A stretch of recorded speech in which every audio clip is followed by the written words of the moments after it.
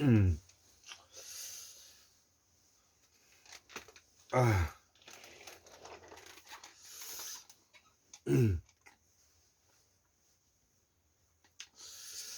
예. 예, 오늘은 2023년 1월 29일 일요일이죠. 제가 저녁 늦게 한 10시 30분에 제가 서재에 올라왔습니다. 그동안에 정치 산책을 비롯해서 예, 그 아버지로서 두 딸에게 알려주고 싶은 설 이야기도 했고요. 그리고 그동안에 여기까지 올 수 있게끔 많은 도움을 주신 특히 율곤 이중재 선생님, 공우 강사원 박사님, 예, 수원객 박민호 선생님, 그 다음에 우리 자연과학세상의 박문호 선생님, 또 우리 각골 문자를 해독해내신 돌아가셨지만 우리 유창균 박사님과 그의 제자 최춘태 선생님, 그리고 마지막 인사조직연구소장을 지내신 그 춘천 강원도에서 그 새로운 아주 우리 한국의 성현으로 받을 만한 그런 또 훌륭한 한 분이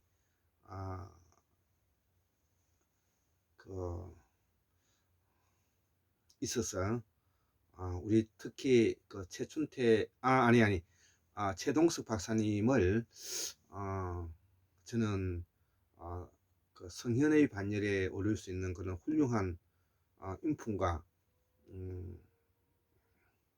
그리고 학식과 학문을 갖추고 있지 않나 이렇게 결론을 내리고 있고 그래서 저는 항상 이 배운다는 입장에서 평생을 책을 가까이 하고 제가 신라조 우리가 경순왕의 후손으로서 황해도 서흥 김씨의 서흥 김씨의 제가 27대 손인데요.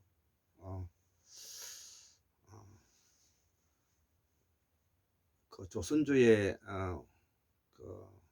오현으로 받들고 있는 환은당 김경필 선생과 그의 제자 정암 조광조 선생님 같은 이런 뜻을 받들어서, 그리고 또 우리 서흥 김씨 세가의 임진왜란 때 경기도 안성에서 의병운동을 하다가 돌아가신 김충수 선생과 장군과 그의 아들이 같이 나라를 위해서 순국한 그런 뜻을 받들어서, 또 이 무열사와 경기도 안성에 있는 무열사와 그리고 경상북도 달성군에 있는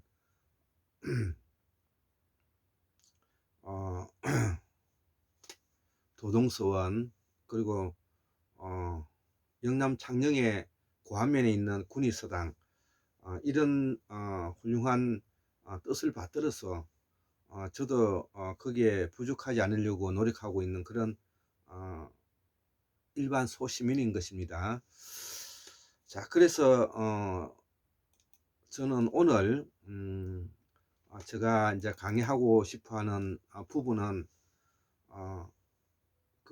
이 환국문명학술은, 예, 환국문명학술은 245번째 강의로서 어, 태고사의 우리말을 알면은 포살사상과 칸트의 철학을 해석할 수가 있다. 지난 100년의 교육을 갈아엎어야 한다. 여기 이제 제목인데요. 우리는 지난 100년 동안의 식민사관에 찌들어져 있는 교육과 특히 역사 부분에 있어서 우리 학계에 그 남아있는 이 식민사관을 끌어내서 기름을 붓고, 예, 신화를 붓고 모든 식민사관에 가지고 있는 책과 식민사관에 찌들어져 있는 정신과 식민사관에 말소 돼 있는 우리의 정신 부분들을 신화를 부어서 다 불태워야 할 것입니다. 그래서 우리 한국의 후손으로서 한국사를 복원하고 태고사를 재발견하는 마음으로 우리의 말과 우리의 글을 만들어냈던 유구한 7만 년의 역사를 우리가 복원하기 위해서라도 우리의 말과 글을 알게 되면 스스로 우리가 자부심은 물론이고 자신감은 당연한 것이고 거기에 더 나아가서 자존감까지 가질 수 있을 뿐만 아니라 자존감을 넘어서 우리가 모든 문화와 문명을 이끌어갈 수 있는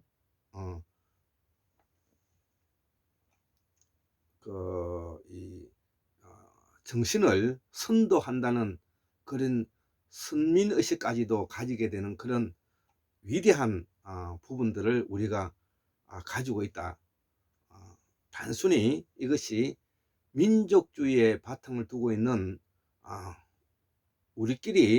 우리를 뽐내는 내용이 아니라 인간이 오늘날까지 호모사피엔스가 걸어오면서 우리들에게 가르쳐 놓은 그리고 우리의 유전자에 박혀 있는 우리의 문화와 문명을 다시 되살린다는 데 의미가 있다. 이렇게 이제 저는 보기 때문입니다.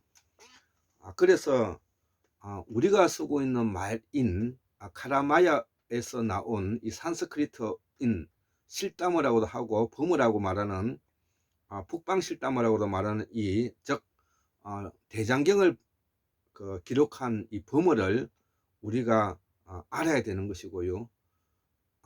우리말에서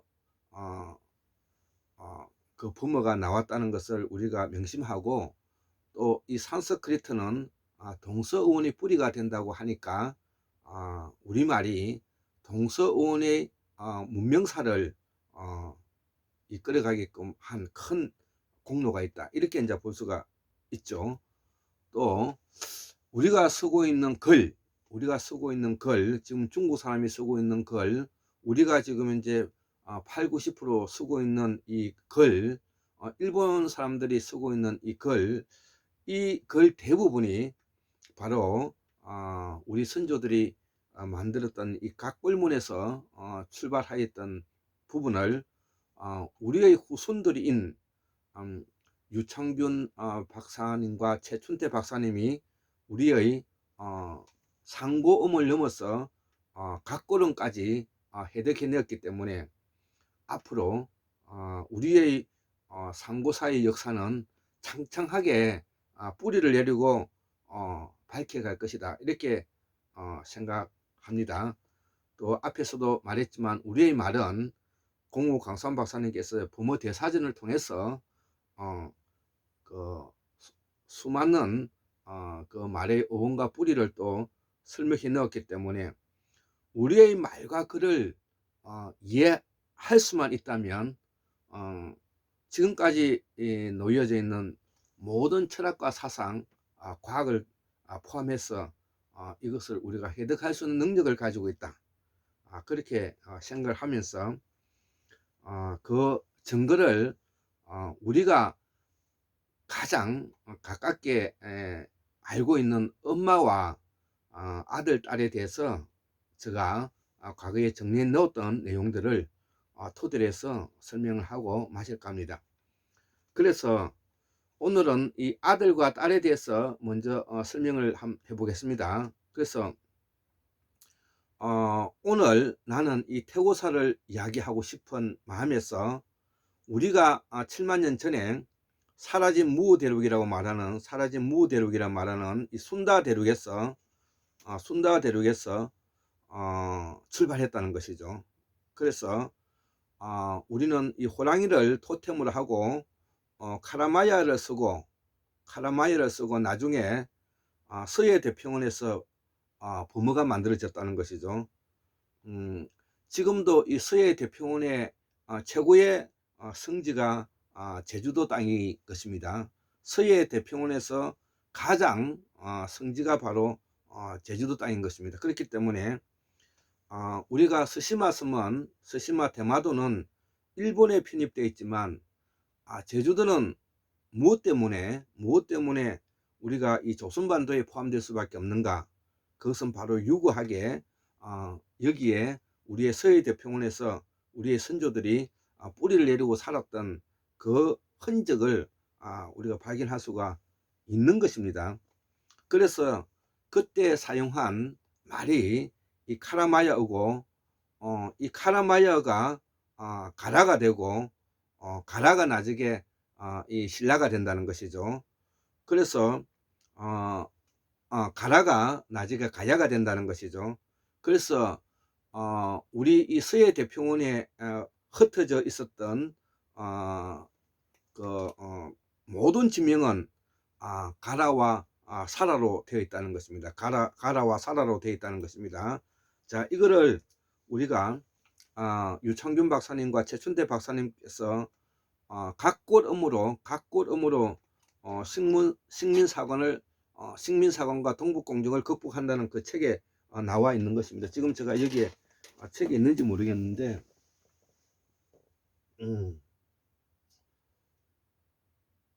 여기 있네요. 예. 지금 이 책입니다. 예. 이 최춘대 박사님이 이 유창균 박사님이 제자시죠. 예, 지금 현재 이 상고대사 자료를 이 각걸음으로 읽을 수가 있고 이 상고대사의 역사를 우리가 알 수 있는 지금 현재 입장이 왔다는 것이죠. 지금 현재 한국의 정치인들은 개지랄을 하고 개판을 치고 있지만 국가에 어떠한 도움도 없이 개개인이 노력해서 여기까지 이 학문을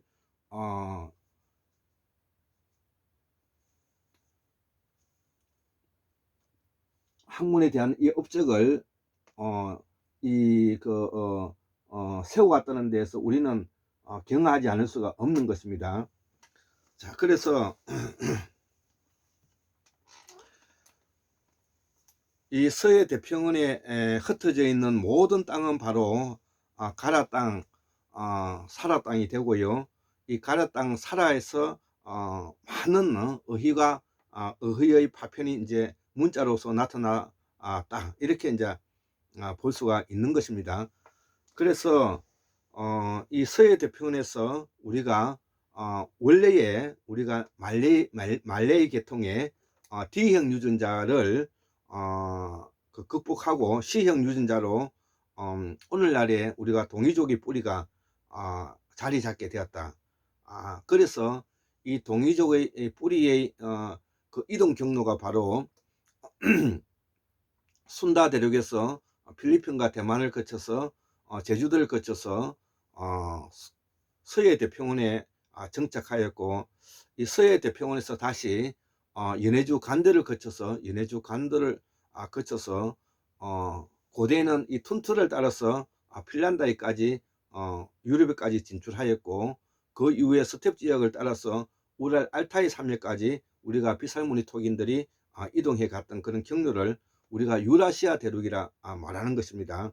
자, 그래서 이때에 우리가 자리 잡고 뿌리 내리고 있는 이 정주민과 그리고 유라시아 대륙에 펼쳐져 있는 빗살무늬 토기인들이 걸쳐져 있는 고대에 이동했던 그런 북방계 아버지의 유전자가 다시 이 남방 정주민, 즉 우리가 삼한이라고 말하죠. 한 지난 배날, 이게 한이죠. 한.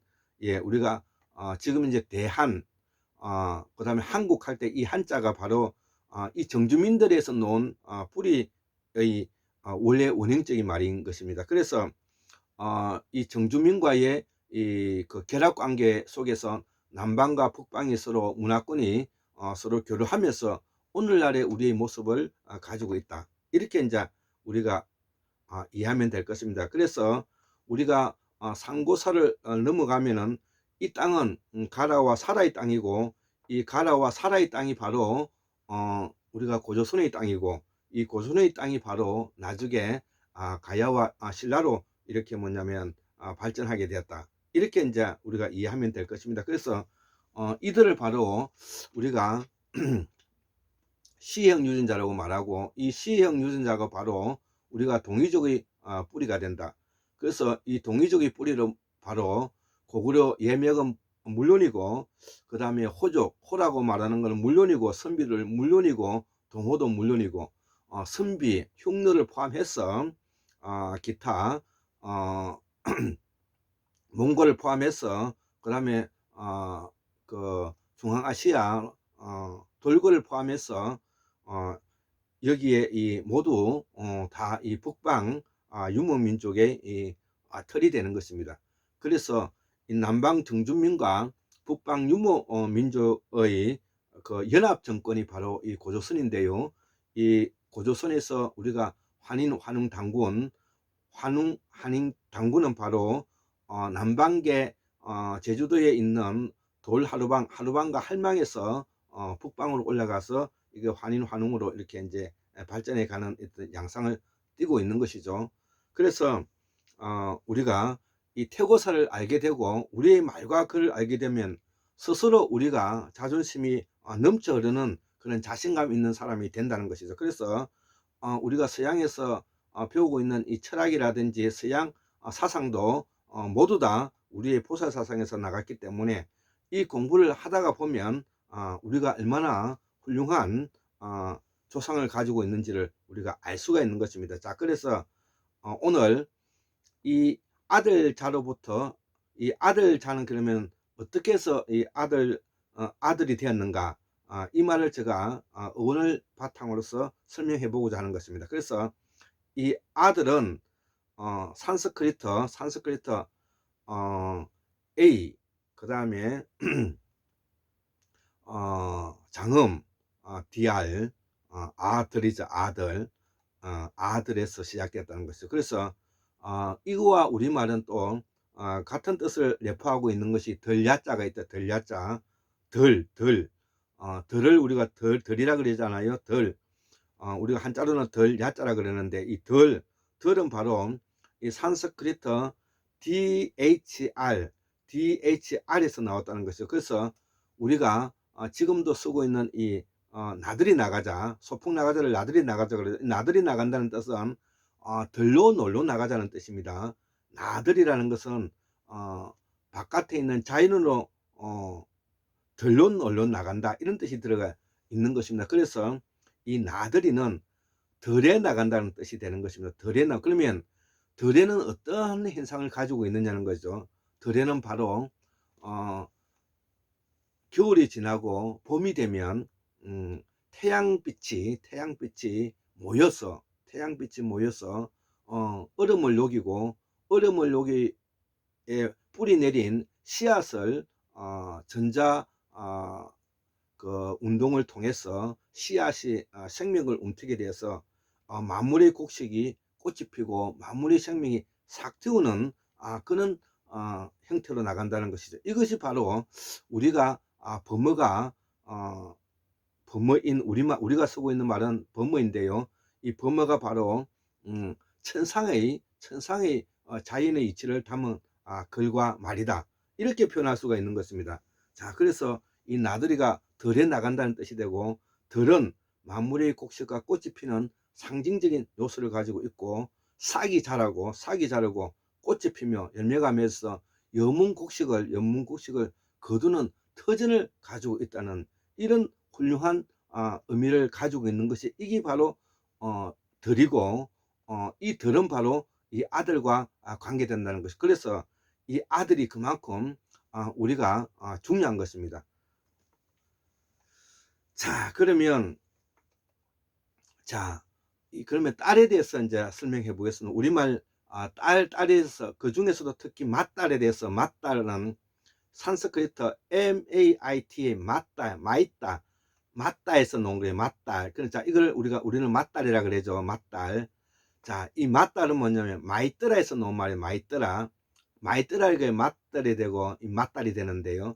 자, 우리는 뭐냐면은 그 개음절을 사용하지가 않죠. 일본처럼 그 종성이 뭐냐면은 밑에 붙기 때문에 종성이 붙지 않는 일본식 발음은 우리의 고대음이라 말하는데, 이게 마이뜨라가 되는 거죠. 마이딸. 예, 우리는 맞딸이라고 말하지만은 개음절로 말하면은 마이뜨라가 되는 것입니다. 자, 그러면 이 맞딸은 어떤 그와 관계가 있느냐는 것이죠. 그거는 바로 어머니와 관계된다는 것이죠. 어머니. 그래서 우리가 우리말로서 어머니라 하기도 하죠. 경상도에서는 어머니라 하기도 하고 어머니라 하기도 합니다. 자, 어머니라 하기도 하죠. 그래서 산스크리트는 이 장음 MUNI, 그러니까 어무이, 예, 어무이가 그래서 이 어무이는 뜻은 무엇이냐 이거지.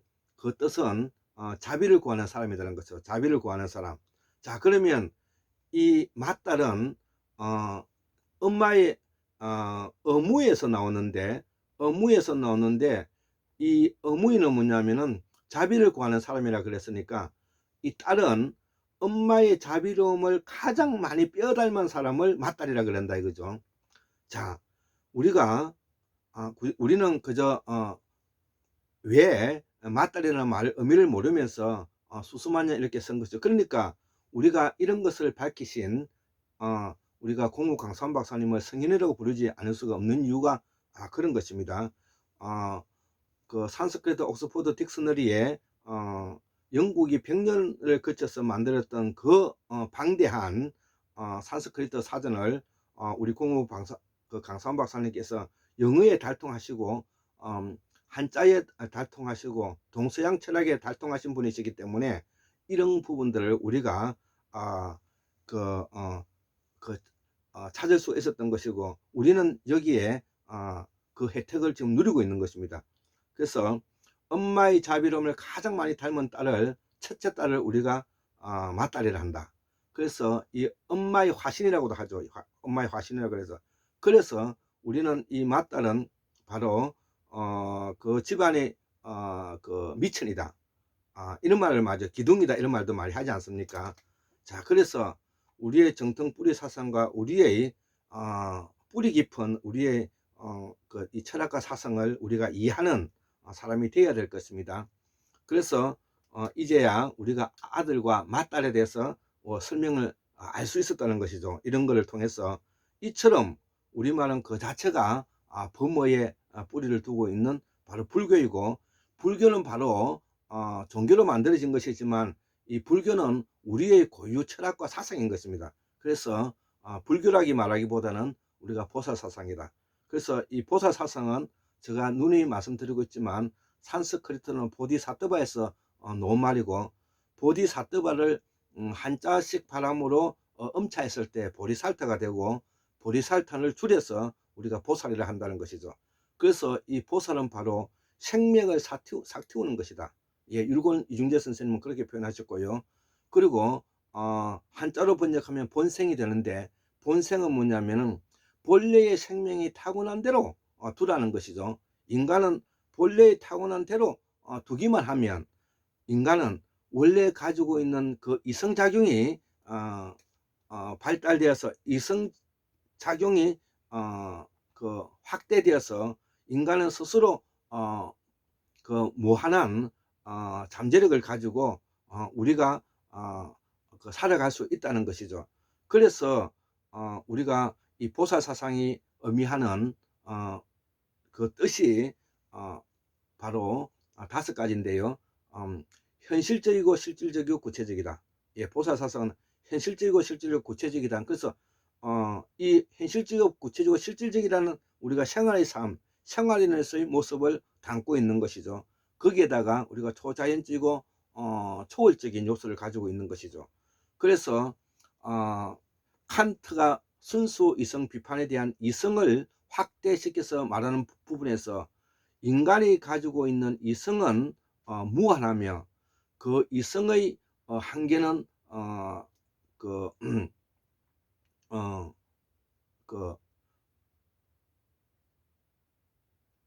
이성의 한계는 특정 지을 수 없다. 예, 이런 표현을 했죠. 그래서 이성이라는 초월성을 설명하고 있고, 또 그 칸트는 순수 이성 비판에서 인간이 가지고 있는 자기의 그 규범, 입법이라 그랬는데, 자기 입법이라 그랬는데 보편적 입법이라고 표현하기도 하는데, 이 자기 입법을 세울 수 있는 우리는 유전자를 가지고 있다는 것이죠. 이것이 바로 보살 사상을 의미하는 것입니다. 그래서 칸트는 18세기 사람이지만, 그때 이미 동양에서 가지고 간 불교의 철학 사상인 인식론을 이미 유럽에서도